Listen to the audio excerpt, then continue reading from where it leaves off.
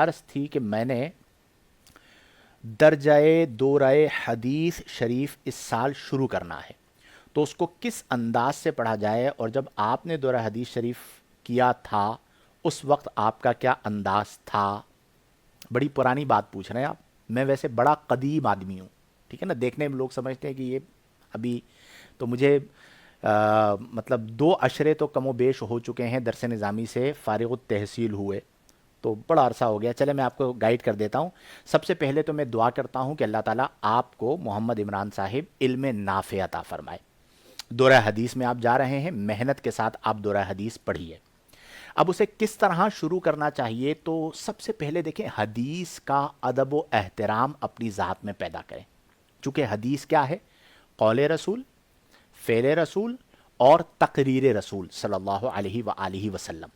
نبی کریم صلی اللہ علیہ وسلم کی زبان اطہر سے نکلی ہوئی بات، نبی کریم صلی اللہ علیہ وسلم کا عمل مبارک، یا نبی کریم صلی اللہ علیہ وسلم کے سامنے کوئی کام کیا گیا اور نبی کریم صلی اللہ علیہ وسلم نے اس پر سکوت اختیار فرمایا، تو یہ حدیث تقریری کہلاتی ہے. تو سب سے پہلی چیز یہ ہے کہ انتہائی باادب ہوں.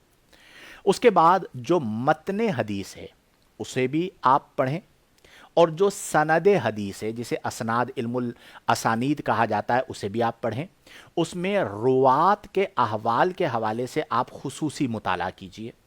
پھر جو آپ کی درہ حدیث میں کتاب چل رہی ہے، جیسے بخاری شریف ہے، مسلم ہے، سنن ترمذی ہے، یا ابن ماجہ ہے، ابو داؤد ہے، یا موطئین میں سے کوئی ایک کتاب ہے، موطئ امام مالک ہے یا موطئ امام محمد ہے، اس کتاب کا جو متن ہے اس کی شرح آپ پڑھیے. اور کوشش یہ کریں کہ اگر آپ نے درس نظامی بہت اچھا کیا ہے تو عربی کتاب لے لیجئے، ٹھیک ہے، عمدۃ القاری لے لیجئے، ٹھیک ہے. اسے آپ باقاعدہ جو متن حدیث ہے اس کی شرح آپ اس میں سے پڑھیں، تو انشاءاللہ الجلیل آپ کو علم نافع نصیب ہوگا. اس کے ساتھ ساتھ روات کے احوال بھی اپنے طور پر آپ پڑھیے.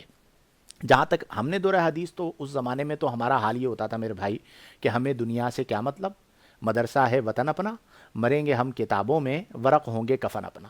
تو ہمارا تو صبح و شام، ہم رہائشی طلباء میں ہوتے تھے تو صبح و شام ایک ہی کام ہوتا تھا، پڑھنا پڑھنا پڑھنا اور پڑھنا. جب پڑھ پڑھ کے تھک جائیں تو تھکن اتارنے کے لیے پھر پڑھنا، ٹھیک ہے.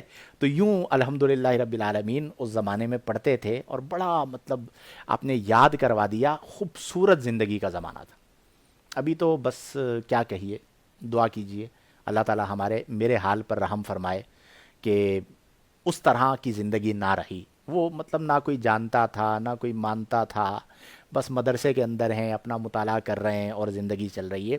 اور میں بھی اسی طرح پڑھتا تھا کہ شروحات کے ساتھ اسے پڑھا کرتا تھا. اردو میں اگر آپ پڑھنا چاہیں تو شرح صحیح مسلم بہترین، نعمت الباری علامہ غلام رسول سعیدی صاحب بہترین. یہ وہ عالم دین ہیں علامہ غلام رسول سعیدی صاحب رحمۃ اللہ تعالی علیہ، جنہوں نے امت پر بہت بڑا احسان کیا ہے.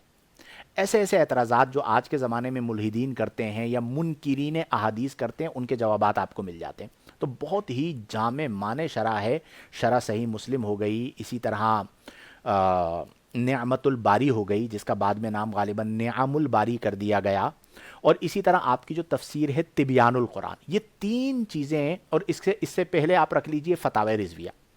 جو بھی درس نظامی کرنے والا طالب علم ہے یا طالبہ ہے، یا جو علم سے شغف رکھتے ہیں، جو رسوخ فی العلم حاصل کرنا چاہتے ہیں، پختگی حاصل کرنا چاہتے ہیں، وہ ان 4 کتابوں کو تو اپنے مطالعے میں لازمی رکھیں. یعنی فتاوی رضویہ پڑھیں روزانہ، شرح صحیح مسلم، نعمت الباری اور تبیان القرآن. تو انشاءاللہ الجلیل بہت زیادہ آپ کو نفع ہوگا. اللہ تبارک و تعالی ہم سب کو علم نافع عطا فرمائے.